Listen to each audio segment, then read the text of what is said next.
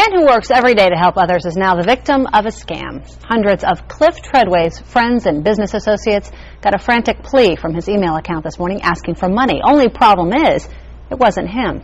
News Channel 5's Chris Cannon has that email, and Chris, it raised a lot of red flags. Kristen, it claimed Tredway was mugged while in London and needed money fast. The truth, someone was just trying to pull a fast one.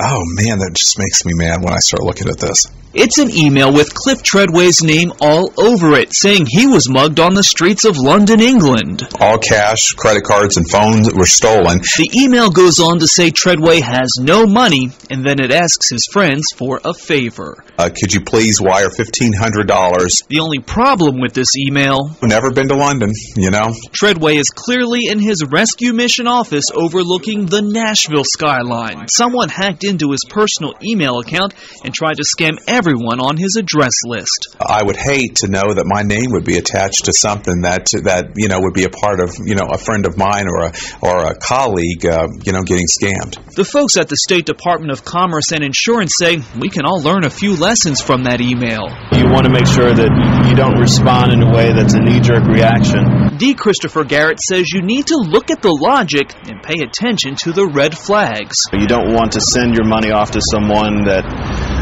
has a pitch that doesn't really make much sense. You can avoid all this by updating your antivirus and spyware, by not saving personal information on your hard drive, and by choosing passwords that are tough to guess. Obviously, this is a problem that's going on for lots of people, Tredway doesn't know how all this happened, but he knows one thing for sure. I'd like to see the guy that's Cliff Tredway in London now, though. I got a few words for him.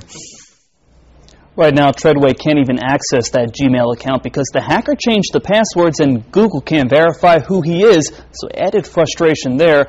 No word if anyone on his address list actually fell for the scam, Kristen. Okay, Chris. Well, if you go to newschannel5.com and click on news links, you'll find an entire website with information on safeguarding your computer and your email.